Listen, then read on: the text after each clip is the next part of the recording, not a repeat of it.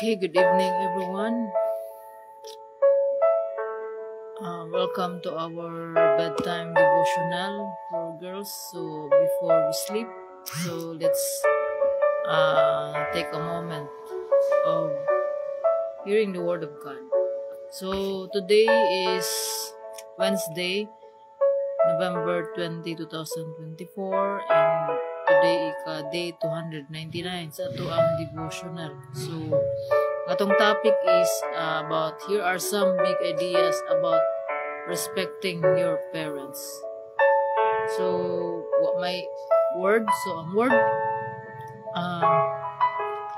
na there is sa Colossians chapter 3 verse 20 nga nagingon, children, always obey your parents, for this is pleasing to the Lord.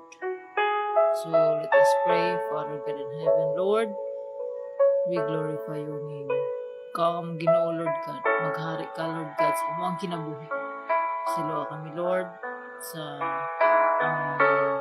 kasalanan, Lord God. Baguha kami, Lord. Baguha mo kasing-kasing. At ang huna-huna, Lord God. Nga may sama ng Kristo, para nangyayang kami, Lord God, sa mga gisaan. Mo ka na mo. Ngayon mag-iandam ka na mo, Lord God. Wala kami mahimagula ikaw, Lord God. We need you, Lord God. Tabangan kami sa kanunay. Tabangan kami, Lord, sa pagsunod, Lord God, sa mga kasubuan. Especially, Lord God, to obey our parents, Lord God. Obey our parents in the Lord. Para mahiwaya ang mga Lord. Salamat, Lord, sa kaninga panahon nga magtuon kami, Lord God. Nga masi gamay nga higayon, Lord God, para sa iyong kahiwayaan. Mani kami, Lord God, sa pagsugod hanggang sa pagtapos na ikaw, Ginoo, Lord God, mo ay matuloy. Maraming salamat, Lord God, sa mga ugma, sa mga kaalam, sa mga walang espiritu, Lord God, ang kanunay na magkatubig ka naman. Tabangin kami, Lord God, pablihi ang mga sinabutan. Pero mas malambot pa kami sa mga pagtuod. Malaygon ka, Lord, sa may katapusan, sa ngalan ni Jesus. Amen. So, again, ng gabi, so, respecting your parents, respecting our parents. So, children always obey your parents, for this is pleasing to the Lord.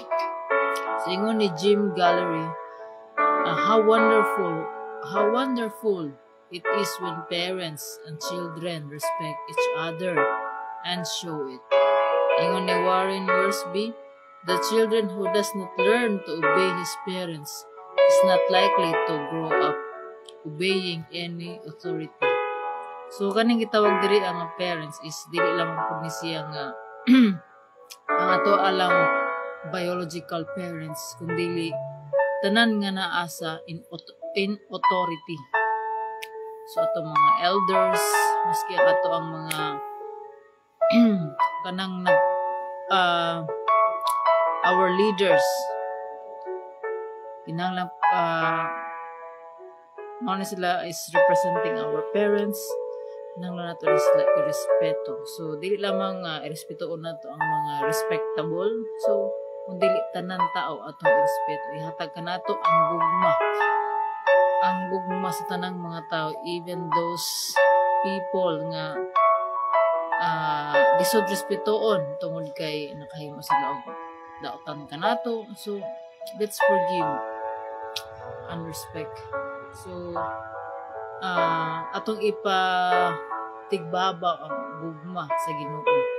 So if we truly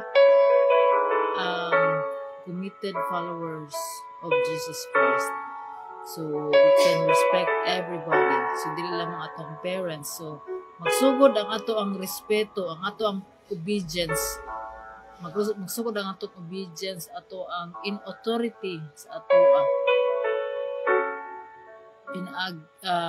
in our home, in our parents. So mga children. So children, so obey kanunay sa Ginoo.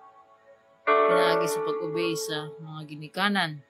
Tungod kay obedience matters good. So, if we learn how to obey our parents when we are small, when we are young, So mudako ta nga mahimo tang obedient diha sa Ginoo.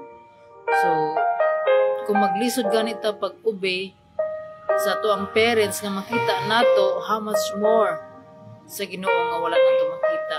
So mao kana nga if we truly believe in God, if we truly a committed follower of God, mo ni ang resulta is ang atong pagkamahigugmaon, especially sa ato ang mga in authority, sa ato ang parents kanang duol sa atoa. Tanan tao kinahanglan nato respeto maski dili sila na may uban nga dili ihatag ra ang respect sa katuang deserve og respect. No, we should respect everybody. Wala na ingon ng Ginoo pod nga irespeto lamang tong ganahan mo or respetaha or katong mga respetado, kung dili respect everyone, and above all we should love them. Okay, ingon ng Ginoo, love your neighbor as we love ourselves. So mabalik na punta sa ato ang purpose is to please God. When we want to please God, we should respect everybody and we should reserve everybody. So dili magdepende kini sa kung unsa ang naa sa tao, kung dili tungod kay padawat kita sa gugma sa Ginoo. Ug mao kini ang ato ang mahatag nga asukli, ang pagpasalamat diha sa Ginoo, ang paghigugma sa tanang tao. So everybody deserve to be respected. So we should love everybody, respect. Ang pagrespeto sa Ginoo, ang pagrespeto sa mga tao, nagagikan na sa ato ang paghigugma sa ato ang sikataw, sa ato ang Ginoo. So una sa tanan, love God with all our heart, soul, mind, and strength, and love other people as we love ourselves. So to God be all the glory. Ang Ginoo mo ay nagatudlo ka nato. Karong gabi una, nagatudlo ka nato ang Ginoo to respect and obedience to authority. So importante kining pag-obey. So when we honor our parents, we also honor our God. Kay kung atong i-honor ang taong makita nato, we can honor God nga dili nato makita. So also obedience. So kaning pag-obey, pag-respect brings benefits. So it's also our protection. So sa mga kabataan, children, obey your parents with respect and love. So para pod kanato mga parents, dili kay para ra pod sa mga children, kundi kita pod as parents, we also become children. So we need to model a godly behavior, provide guidance, and encourage obedience ato ang mga anak. So ang obedience mag-start kini sa ato ang panimalay. So we should be a model. So para sa tanan, let's honor authority figures. So when we honor authority figures, we are reflecting obedience to God. So mo kini nga if we honor ang naa sa authority, ang naa sa panggamhanan diri sa kalibutan nang atong makita miski sa barangay, sa sa purok, sa barangay, sa pamilya. Magsugod diri sa pamilya, barangay, munisipyo. So if we honor the authorities, so we also honor God, and we also reflecting our obedience to God. So respect everybody. So to God be all the glory. So let us pray. Father God in heaven, thank you, Lord, for reminding us, Lord God, your word, Lord God, to obey, Lord God, to obey our parents or those who are in authority. Lord, we are nothing without you, Lord God. Bangi kami, Lord God, na kanunay nga ma-reflect na mo ang imuhang gugma alang sa tanan, alang sa among isig katao, Lord God. Lord, ikaw ang Ginoo, Lord God, nga may magapanglihok sa matag usa Lord God gumaminaw ni ini nga mensahe. Ikaw ang Ginoo Lord God nga makapausab. Ikaw ang nagbuhat kanang Lord God.